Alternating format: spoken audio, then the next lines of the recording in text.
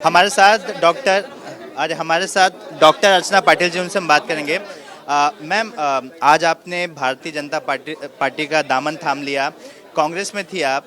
क्या कुछ विचार आपके मन में आया? आपका हृदय परिवर्तन कैसे हुआ कि आपको कांग्रेस से बीजेपी में आना चाहिए? मैं आपको स्पष्ट रूप से कहना चाहती हूँ कि मैंने किसी का दामन छोड़ा नहीं है।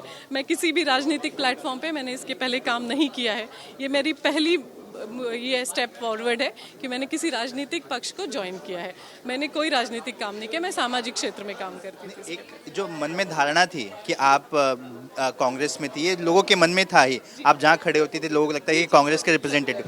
तो मैं ये समझना चाहता हूँ कि आज आप आधिकारिक रूप से ये लोगों के सामने अनाउंस कैसे करें कि आप बीजेपी के साथ हैं?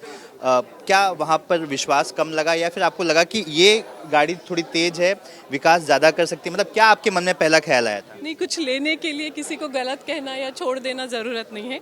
वहाँ जहाँ थे हम बहुत ईमानदारी से, बहुत हमने वहाँ पे भी परिवार ने पूरा योगदान दिया है।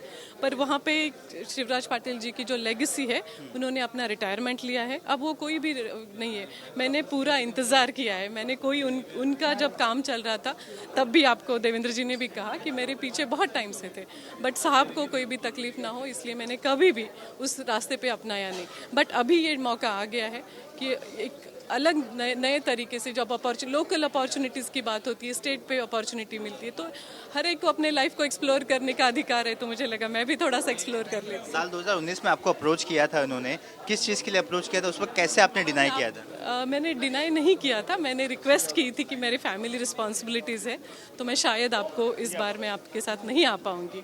मुझे उन्होंने अप्रोच इसलिए किया था कि लातूर शहर विधानसभा है, तो वहाँ से उनको मुझ में एक लायक कैंडिडेट दिखा, और उसमें कोई गलत नहीं है। राजनीति में हर कोई एक दूसरे को कोशिश करते रहे। आखिरी सवाल, महाविकास आघाड़ी को आपने बहुत करीब से देखा है, जैसा कि आपने बताया, उसमें अभी भी सीट शेयरिंग को लेके कोई क्लैरिटी नहीं आई है। मेरा कोई राजनीतिक ओपिनियन नहीं है। मैं अभी जो नई इनिंग खेल रही हूँ, मुझे खेलने दीजिएगा। वही कह रहा था कि जैसे कि वो फ्रेंडली फाइट की बात कर रहे हैं एक दूसरे। No comments, no comments.